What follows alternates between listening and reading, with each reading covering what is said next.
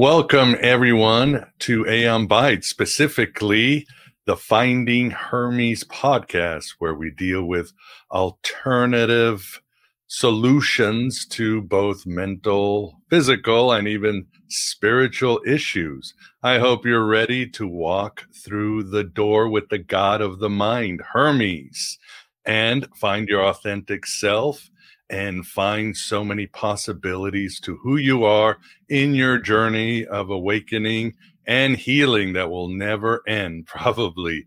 And this is a special show for various reasons. One of them is because we need the work of our guests more than ever, and it is an honor to have Dr. Duncan Goheen. Duncan, thank you very much for coming on the show.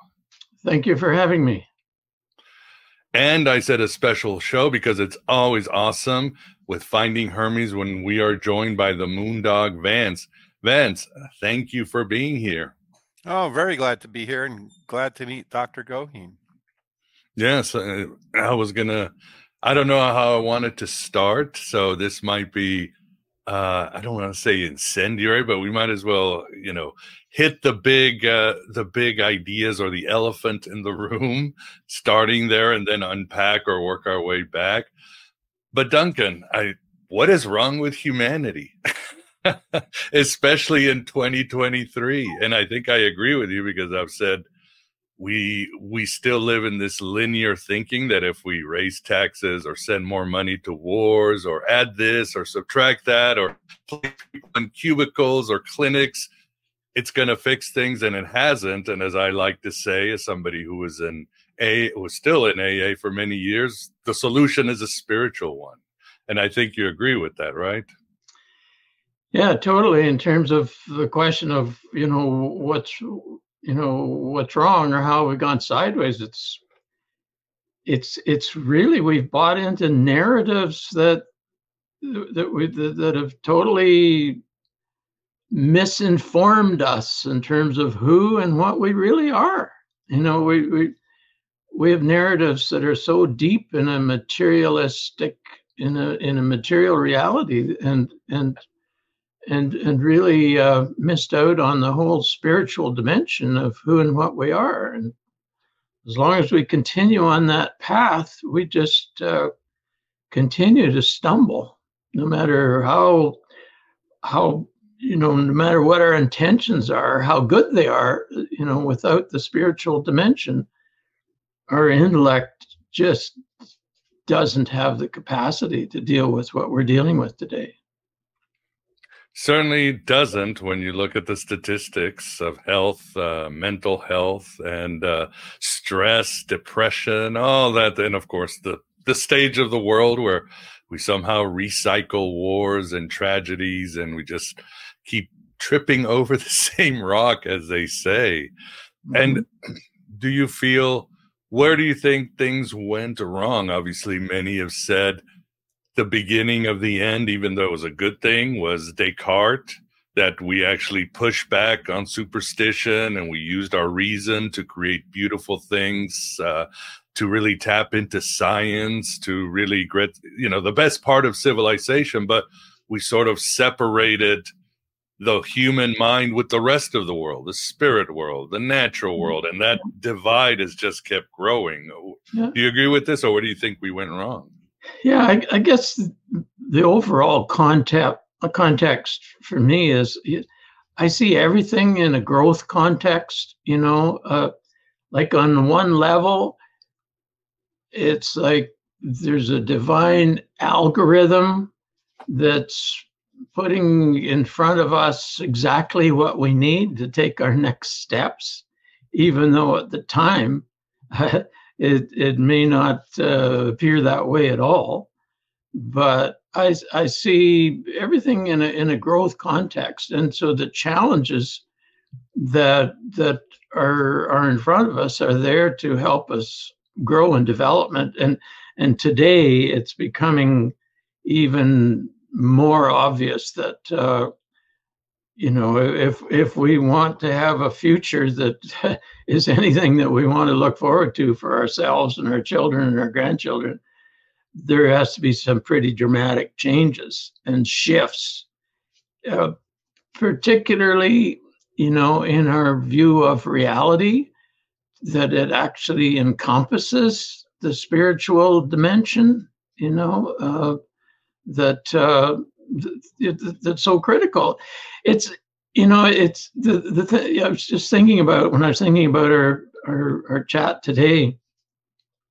It's so amazing, how we've got to the point we're at now, if in fact we really are spiritual beings, which I believe we are. So how could we have created this situation today where we've so forgotten, who we are, and relying so much on the intellect, which our intellect is wonderful, and and particularly our scientific method, there's so many wonderful things that are there, but it's like if you're a carpenter, you can't drive nails with a saw, and you can't saw woods with a hammer.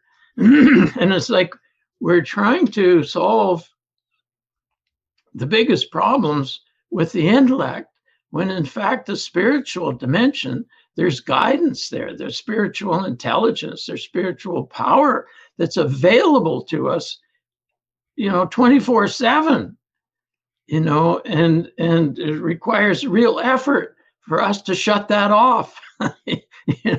It's quite remarkable how the narratives that we've developed have in fact, closed the blinds.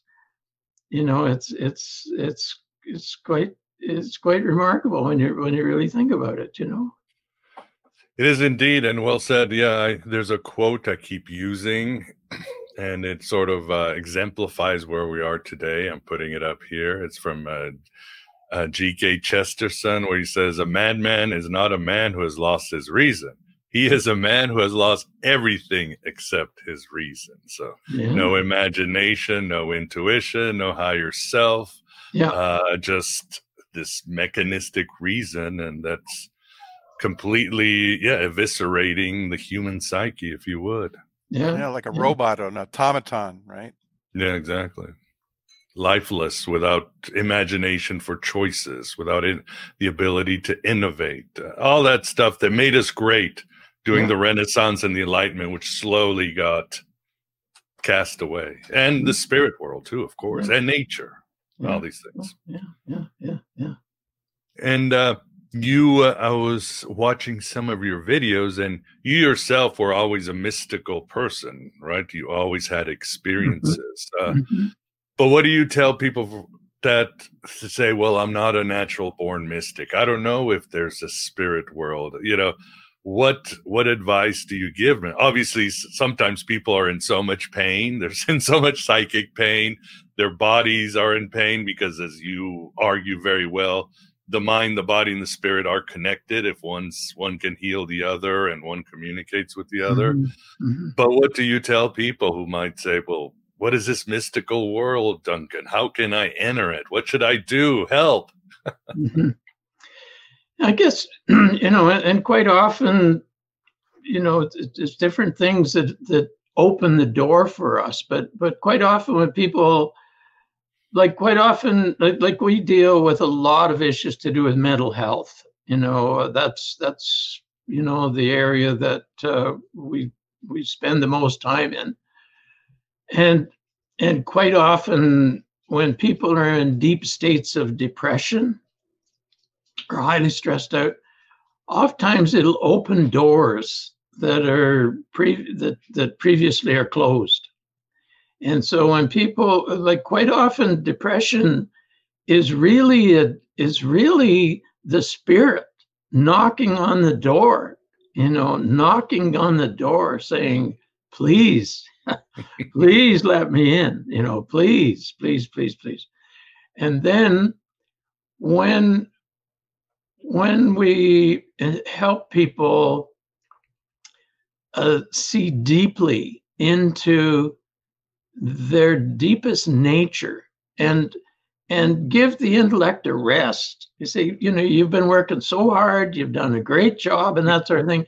But for now, at least for a little while, just suspend your disbelief. We don't ask you to believe, but just suspend your disbelief, just for a little while. And just take a few deep breaths and go deeply into your center core, into your heart, into your deep feeling. Go into those times when you've been in nature or when you've been in a deeply loving relationship, and really get back in touch with those deepest feelings. Those are spiritual. Those are spiritual experiences. Mm-hmm. And so beginning to get in touch with, there's so many parts of us. We're like a many faceted diamond. And so focusing on those parts of the diamond that are healing, that are nurturing, that are loving, that are filled with kindness and compassion, and just letting the intellect take a little rest, for a while, And as people, as we do that, we're nurtured. We begin to feel whole again. And so spending more and more time with that and in that space. And I mentioned too, like with sound, I've had experiences which I've talked about in other realms of I was doing some deep meditation actually in a hot springs cave. And it was like really warm. You could go in and maybe spend 3 or 4 minutes, before you had to exit. It was a very small enclosure, but after a while you could spend longer periods of time, and I could actually spend hours actually. So I was actually in a pretty altered state, you might say.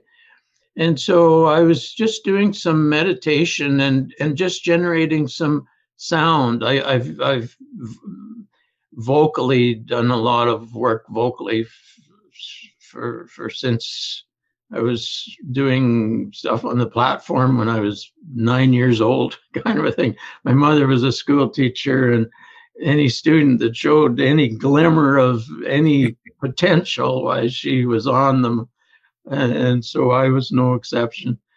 But anyway, I was just generating some sound, and all of a sudden I hit this one sound, and it just like it turned the lights on, speaking, and it opened another doorway to me that was just, it was a mystical experience that actually lasted for several days.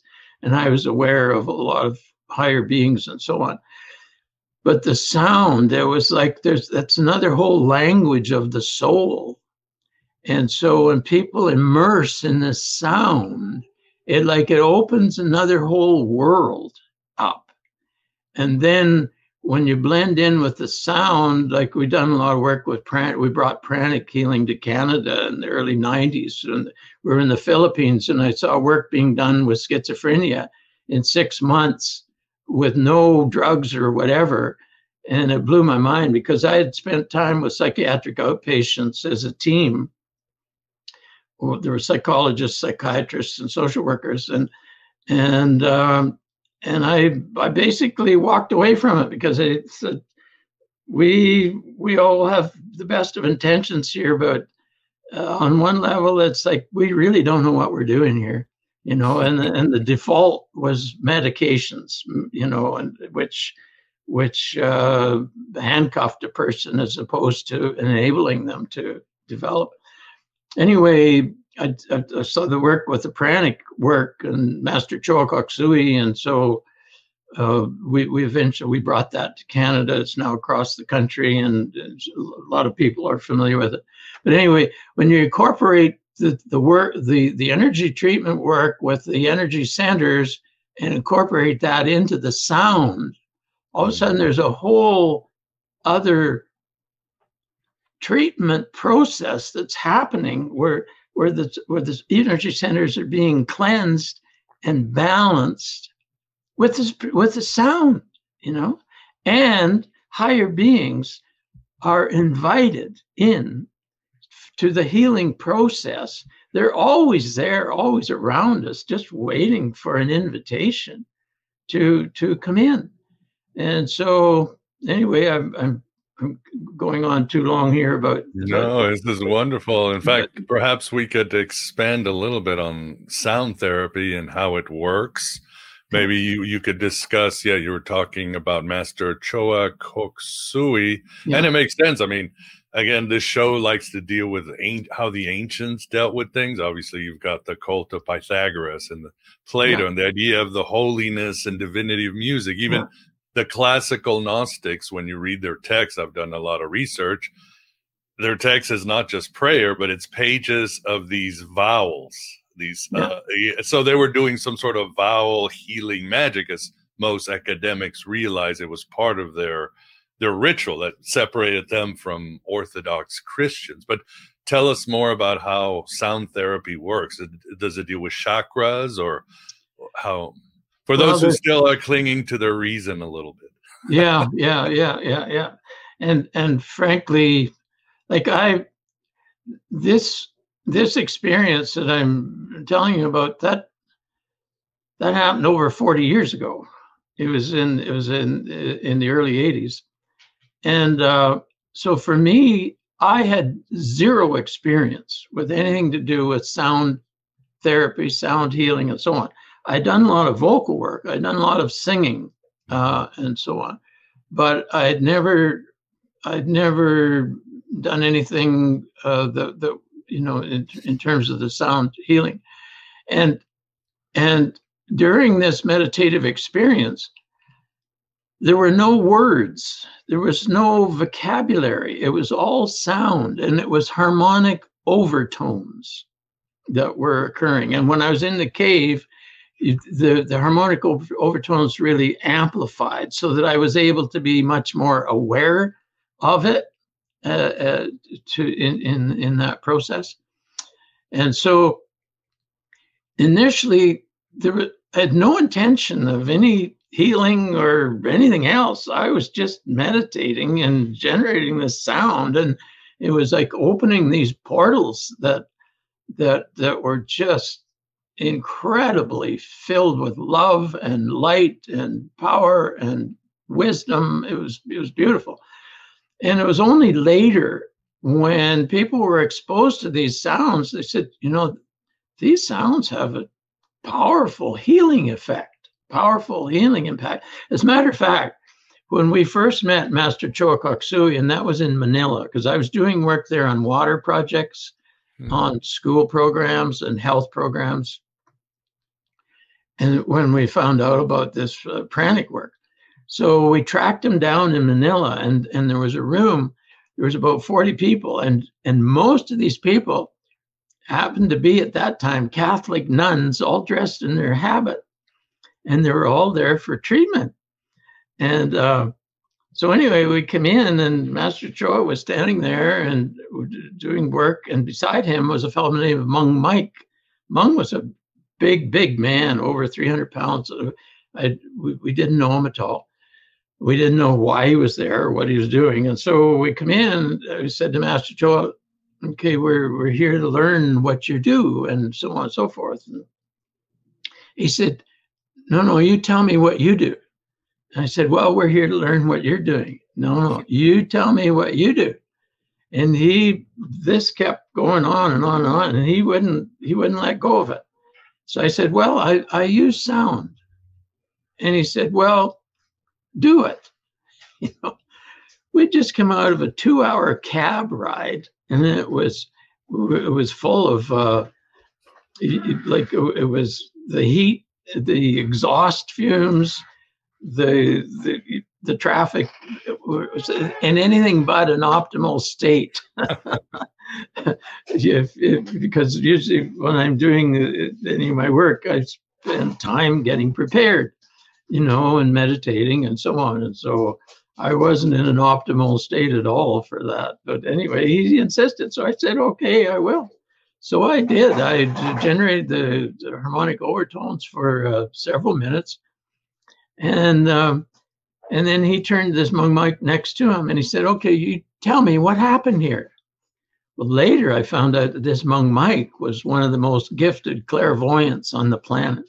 He could actually not only see the energy centers, he could see the colors, the direction of spin, like it was amazing. And so he was using him as a research in capacity, because he would do treatment work with people, and then he'd have Hmong Mike give him feedback as to what was happening energetically in the person's field. Because Master Cho himself could see a lot of this, but this was having a second opinion. So Hmong Mike said there was cleansing all around. Everybody's chakras were cleansed, and there was balancing of the chakras all around the room. And so Master Cho told me, and he said, well, you don't need to do this, my work. He said, you do what you're doing there, because it's incredible. And meanwhile, a person come up from the back, a man come up from the back, and he was crying, he was sobbing, and he was saying, it's a miracle, it's a miracle. And they said, well, what's a miracle? And he said, I've been healed. And they said, what are you talking about? And he said, well, this morning I was in emergency for chronic emphysema. I was in the emergency hospital for chronic emphysema. I couldn't breathe. And he said, now I can breathe. I can breathe. Everything is opened up, So that was so. But anyway, I said to Master Cho, no, you've developed a lot in terms of courses and material that people can learn and study, and we want to learn that as well. So that's what initiated bringing that to Canada, because there's courses that people can learn to fine tune their clairvoyance, learn how to scan the chakras, learn how to cleanse. That cleansing is so important, because like every morning when I do meditation, the very first thing I do is cleansing. And there's always cleansing needed, because no matter what environment we're in, it's like we pick up all kinds of things that we're not aware of, So like it's like an atmosphere. Like if you're in an atmosphere that's polluted and you're breathing the air, that's going to be part of the intake, And so energetically, we're in a sea of energy there's, and with what's happening around the world, we're in that. And so that there's a whole cleansing process anyway. That the only reason I mention that is because the first thing for my meditation, that's that cleansing is so needed, for meditation, for healing, and so on. How do you cleanse? Is it mantra, sound, I actually, there's several ways. Like, so we do the harmonic overtones. Is actually the first step in the healing process for the sound is cleansing. So that's a cleansing process. I actually visually too see white light, like a light green light, actually flowing through my whole system. And there's a whole methodical process that we teach for that. But it's basically cleansing. And then I'll have, we just moved. As a matter of fact, we're in the process of moving right now after 26 years in the same residence. Wow. So it's a huge process, but I bet you have a lot of stuff, a lot of junk you got to get rid of. We humans are such pack animals. Don't get me started on that. We still got mountains. Why do I have this? Mountains of boxes around. But anyway, in a previous residence, I had a wood fire stove with a glass front, and in the wintertime, particularly from fall to spring, I used that. First thing I do every morning is just light up the fire. And so part of the cleansing process was just moving everything into that fire. And now, like if I'm just using a candle, I will cleanse and move into that candle. Or some will use salt water, like a small bucket of salt water, and just move that and use that salt water as a receptacle for energies that are really not helpful or not healthful, and so on. So but I can't overemphasize the importance of that cleansing. It's like taking a shower. It's like if you've been out working in the garden, or and you're dirty and sweaty and you're hot, and just how wonderful a shower feels to get cleaned up energetically. It's the same thing. Yeah. Wonderful. And Vance, do you have a question, or what do you think? You're a musician, so you're used to dealing with sound. You're an audio engineer and a mystic too. What do you think? Oh, well, I've run into things in the past of similar nature. I remember one time when I was at a seminar that wasn't going well. A teacher of mine I called up had me visualize a yellow sun up in the sky and bathing me and cleansing me. And that really helped me get through the process. I can't tell the whole story now, but that's the kind of thing that, what you're saying reminds me. But by the way, do you have a physical bucket, excuse me, of salt water, or is it a visualized bucket of salt water? Physical. You take a small container and put a few spoonfuls of salt in that, and it's very effective. A lot of people will cleanse, but where's that energy going to? Like that energy is very, very real, and so it's good to it's like our trash. We don't just fire it all over the place. We put it in a trash bucket. Yeah. And so this saltwater container does the same thing, or into a fire or whatever. All right. How about your singing and the overtones? Will that get lost over, let's say, the internet or on a recording, or is that possible to record for somebody to play back later?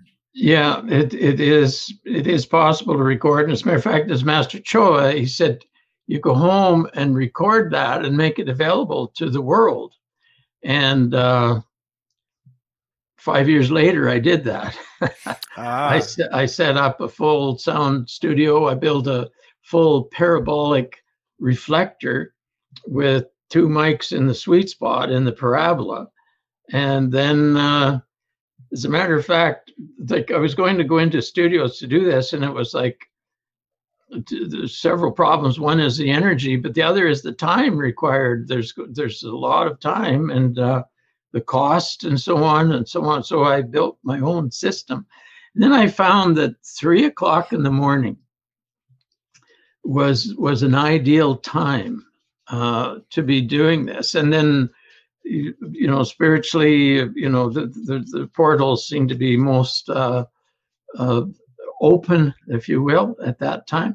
Plus, ambient sound is at a minimum. So anything from the street or whatever, it tends to be the quietest time. So I would get up at 3 in the morning, and I recorded over 50 different treatments for stress, for depression, for emphysema, for migraine headache, for you name it, down the list. And so I recorded those, and initially at that time, then put them on tape, and they were cassette tapes, and then CDs, and now online. But now we have them available, and they're online. So anybody that has a phone or any device that can play MP3 can utilize these. And so, and people ask the question, does the recording process dilute or, change the process? And really, at the end of the day, it's what's happening internally with the listener, with, getting them into an energetic space where they are receptive to who and what they really are and to the help that's available to them. And it's like a call that's going out into the universe, into the angelic realm. This is what I need. Please help with this specific thing. And if there's specific ailments and that sort of thing, always there's a particular profile within the chakras. If it's a migraine, if I'm having trouble with sleep, there's always sleep. There's overactive ajna, and quite often the solar plexus. And so we have one for sleep, for example, that a lot of people find beneficial. So the short answer to your question is yes. There's recordings that are available, and there's people that will use those on a regular basis. There's one on stress, and I say if everybody used that stress one 3 times a week, and it could be for a short period of time or longer, like the full regimen is about 50 minutes. Mm-hmm. But if you only have a short period of time, do that. But the society we're living in, the energy that we're living in, the media that we're surrounded with, the Israel, Palestine, the Russia, Ukraine, you name it, I'm sure we're going to bring in Taiwan soon. Yeah. It's like, just make it a global war. Yeah. It's like this cleansing that's living in the Western society or any world where we got the media. I mean, we're bombarded. And so that stress, de-stressing is so important, and it's part of the cleansing process. So anyway, that's my pitch. There's one on stress, and I say we so benefit. And people within medicine will tell you, that probably over 90% of the physical health problems, forget about mental is like 99.9%, but physical over 90% from stress. Mm-hmm. Stress shuts down the immune system. It does. What happens when you shut down the immune system? Now you're vulnerable, to anything that comes along, whatever the weak link is in the chain. That's what will manifest the problem. So for 2 people, it can be exposed to exactly the same issue, but they'll end up having different problems simply because they are different, and so the weak link was different in one person than in another, and so on. So, but I've said for years, our medical system, to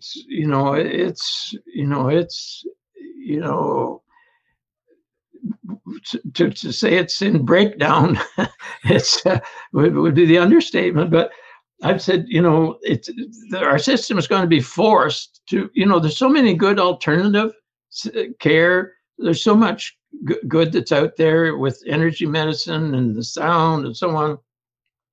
So our system is going to be forced into adopting more and more of these kinds of things. But the medical has had so much power and so much political power that here in Canada we have a public healthcare system which is publicly funded, but the alternative side of it, people are using it. But when they can go to a system that's free as opposed to something that they need to pay for, it's a pretty uneven playing field, even though people know that quite often what they need, is in the alternative field. But that it's all going to change. It's changing now, starting to change very rapidly, and it's going to change. I think I'm going to say in the next 5 years, there's going to be dramatic changes, and it's not because we necessarily want to, it's because we have to, on so many levels.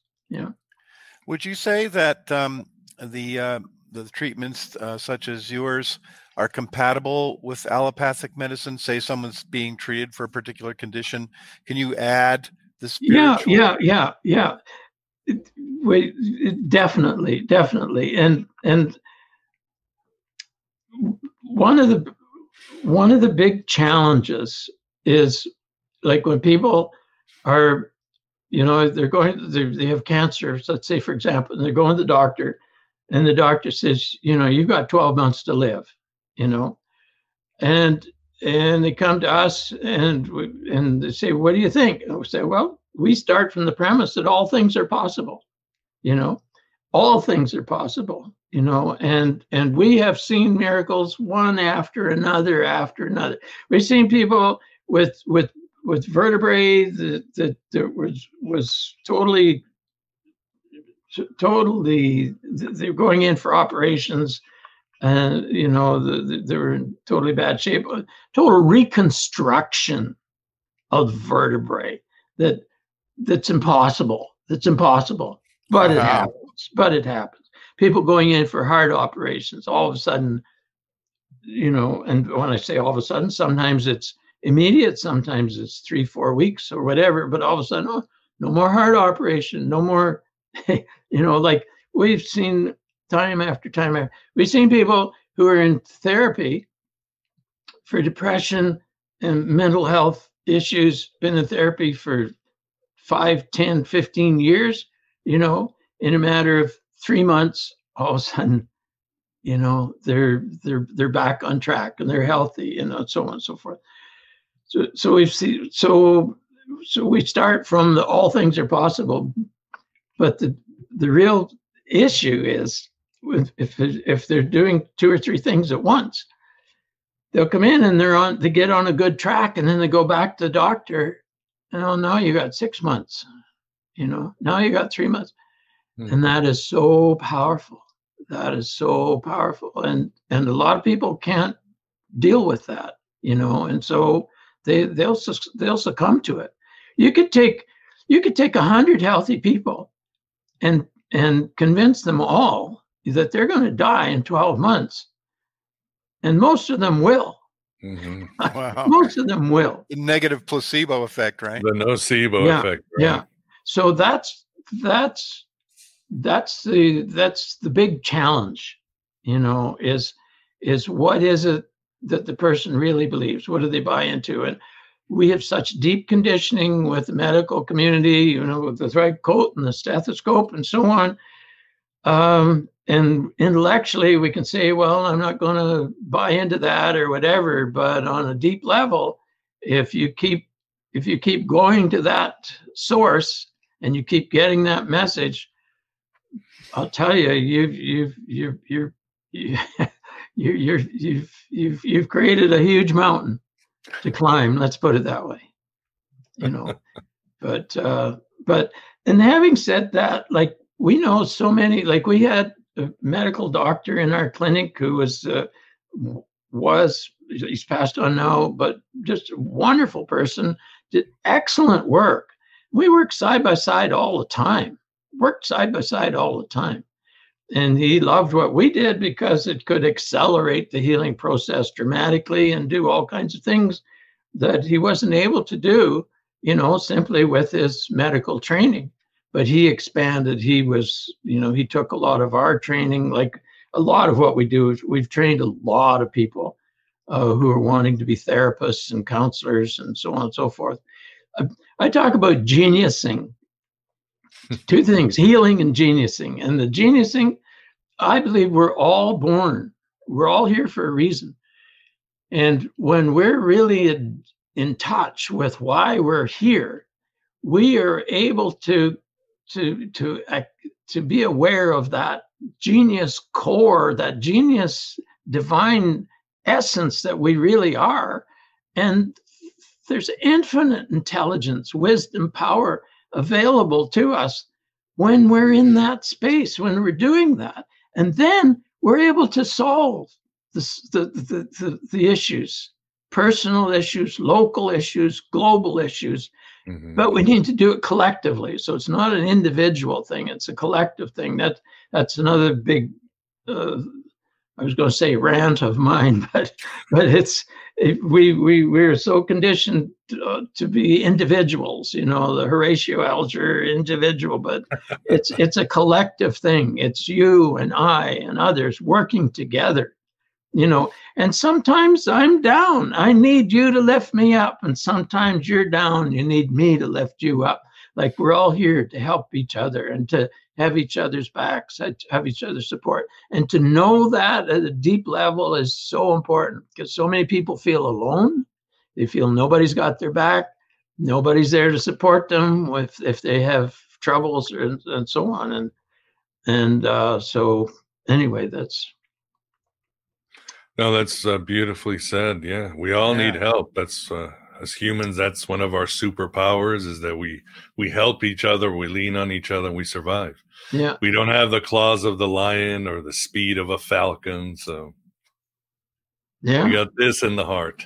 Yeah. But that genius thing to me, like when I look at what's happening around in the world today, you know, and I've spent a lot of time in developing countries, so and been, you know, with people who really didn't know where the next meal was coming from. And that was the norm. That wasn't the exception, you know, that was. But today, the way things are going, like we are so desperate need of that genius, the genius within you, the genius within me, the genius within our neighbor, and so on. And to tap into that infinite intelligence, that intelligence that Einstein tapped into, the intelligence that so many people have tapped into that bring us, you know, so many wonderful things. But to do that collectively, you know, and then to get to a tipping point where there's a mass of people geniusing, you know, they're really deep in their spiritual core. That's my mission now. That's my mission now. It's to help people heal and to help people genius and to help build community, build that community. We have a website. Our website is globalhealthify.com, but we have another one called experience-spiritual-healing.com, which hasn't up yet. Our move has delayed that, but it's learning. It's coming together on a deep level. Oftentimes there's healing that's needed, but always the geniusing. Like, you know, Viktor Frankl and his Man's Search for Meaning, you know, looking at that, what he called existential vacuum. It's like all of us know deep within our core, there's a genius there. We know that. But it's so important for you to acknowledge that within me, for me to begin to accept that. And our society doesn't do that. It does the opposite. So as a community, we have to make each other aware of the genius that's within each and every person as an individual and as a group, as a community, because there's another genius level there that as we come together as a community is so powerful. So that's, I guess, my mission in a nutshell is the healing and the geniusing and doing whatever I can to help promote that, to help foster it. And so we run programs, we have teaching programs, we have healing programs. My wife, Marilee, every day, like her first client yesterday was in a war zone in Israel. Oh, wow. Who lives in Israel, who's a peacemaker, who spends as much time with the Palestinians as she does with the Israelis, and gets a lot of flack for that, actually. But she was one of Marilee's clients, and just trying to. The previous night she'd spent helping dig graves for 18 soldiers because there wasn't the capacity, for doing that. It's like what's going on there is just, she said, all the people have been called in for reserves, but there's no equipment for them. There's no boots for them. They're asking the citizens for pack sacks for these volunteers who've been called back in. Said the whole thing is just chaos. And then she knows all kinds of Palestinian families, who are in the Gaza and that sort of thing. And it's just crazy. But if you don't have a spiritual life, a spiritual context, all of this is just crazy making. You can't make any sense of it, But the other, people say, why do you meditate? Why do you study? Why? Well, one of the reasons is whenever you run into rough water, heavy water, and so on, you've got resources that you've built up, during the quiet times that you can use during the chaotic times that are so important, so essential, to deal with the chaotic times. And so that is, people are asking for a reason why they should meditate, why they should develop themselves spiritually and that sort of thing. I don't care who you are on this planet, you're going to have rough water.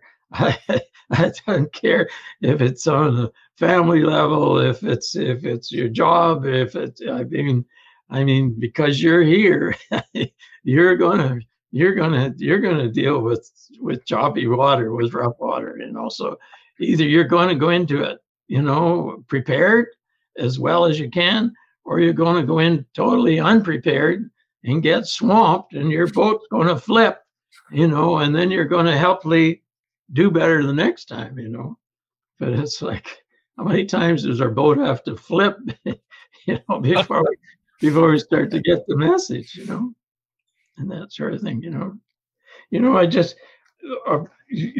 when we were moving, with boxes and boxes and boxes, and I know I pulled this out. The Beloved Companion. Yeah. Oh. Yeah. Complete Gospel of Mary Magdalene. Oh. Yeah.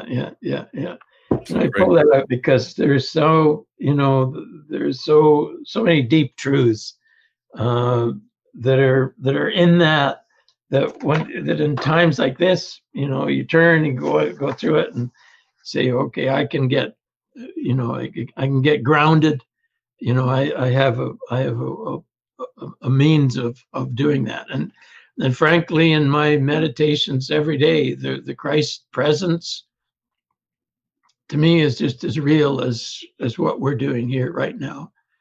And to reset my energy, to reset, it's sort of like to, I have little dog Tika that keeps running in and out of the room here.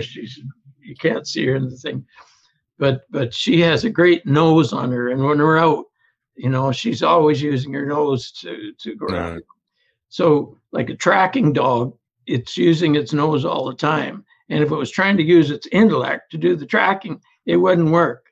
Well, it's like us. Like there is a deep spiritual sense, and when we are in the space that we need to be in, we'll be given the insight, we'll be given the power, the resources to not only deal, with our own issues, but to help others do the same. And I think that Viktor Frankl's point was so important is that when we are helping others, that is so important. We're social beings. We're meant to help each other. We're here to help each other. And when we are, and when we're doing good, we're in a much healthier space, and we're much happier. We're much more fulfilled, as opposed to this sort of me focus. How much can I gather? How much can I accumulate? And trying to play that game, because that, the game doesn't work. It doesn't matter how much we gather, how much we accumulate. That game doesn't work. Yeah. Well, that's what Finding Hermes is about, right, Miguel? That's we're trying to help people, give them resources, such as yourself. Yeah. As I was taught, when I got out of rehab, they used to tell me it's not sobriety unless you give it away. And at the time I was, messed up. So I was like, who cares? It's all about my healing. And then I realized, oh yeah, if I don't help others, I can't help myself. Again, that's how we're humans in our natural state. That's how we're built. Yeah. And like you say, with the rehab, so much of it is community, isn't it? And we need to. People help people, and spirit. Yeah. Very well said indeed. Yeah. And also what you said too, Duncan, reminds me of, I think it was Ethan Hawke who said it, but he might have been quoted, he might have been quoting somebody else, but he was talking about, we human beings, when you were talking about meditating now and being prepared, but he said, human beings may not think much about the poetry of Dylan Thomas or the wisdom in Simon and Garfunkel. We just go about our lives. But when either we have a tragedy or something really good, falling in love or something, then we run to poetry. We run to song. We run to those old stories in the Bible and the Greek. Suddenly they have so much meaning because there's so much magic and spirituality in them. So, like you said, why not be there now? Why not meditate now? Why not understand the wisdom of Mary Magdalene now? So we can be better prepared. Yeah. And as we get to the end, Duncan, what if somebody wants to reach out to you, whether in Ontario, where you're located, or across the world, or Israel, or Ukraine, or Russia, they go to globalhealthify.com. What can they expect with working with you and your wife? Okay. Well, first of all, I'm in British Columbia. Oh, okay. Not Ontario. Sorry. I'm originally from Ontario. I was reading your bio and growing up. I was born and raised in Ontario, but in British Columbia now, and beautiful British Columbia. Yeah. So what they can see in globalhealthify.com, first of all, is an outdated website because we're needing to update and that sort of thing. Like we do a lot of, like, if people have sleep disorders, like sleep is so important. Like without good sleep, sleep is a pillar, one of the pillars. They talk about exercise, they talk about nutrition as a pillar of health. Well, sleep is, for my money, is as or more important than any of them, because you miss a night's sleep and again, your immune system is compromised huge time and that sort of thing. But mental health, physical, everything, the sleep is so important. So we do a lot of work with sleep, a lot of work with stress and that sort of thing. Mental health is a huge thing. People that are dealing with physical health issues, again, there's always a mental dimension to it. But again, people will find that working in the energy field, energy system, a lot of physical health issues are dealt with on those levels. We know in advance by scanning the energy field, if something's out of balance energetically and it hasn't been manifest yet physically, that's the best preventative medicine you can get. Because if you see it's out of balance on an energetic level and straighten things out there, it need never manifest physically, So that's the highest leverage, So that stress program that I talked to you about, if you can keep balanced on those levels and keep cleansed and that sort of thing, it can be one of the healthiest things you can do. So we on the site there, it has a link there to take you to Sonic Healing, to all the different health programs. Some of it's automated, some of it's not. Some of it is if you purchase it, you'll get it. You get it automatically. Some of it, it'll end up at my desk, and it'll take 24 hours for you to get it because I have to deal with it. But we're automating that. We're wanting to get everything on AWS on the Amazon system, and then so it's available around the world. But everything is available within 24 hours. Some of it comes immediately. You'll see things on there. We're merely probably has the most effective trauma treatment program on the planet. It's working on so many different levels, and there's people knocking on her door, teach me how to do this, teach me. And so she's been putting that training together, so that'll be available probably in another month or two. We've already taught hundreds, if not thousands, of people on the pranic level and some on the sound and that sort of thing. But this other integrates, like if you're a good energy treatment person, there's also another whole level there of treatment that's needed that reaches into the spiritual realm, that is that's dealing with our narratives that are so deeply embedded. Like I can do treatment for you, straighten something up today, but if your underlying narratives continue the way they were prior to, it'll come back again. It doesn't matter what the issue is, it'll circle back, if those deep narratives, and those narratives are not just something you're consciously aware of. They're off things that you're not consciously aware of.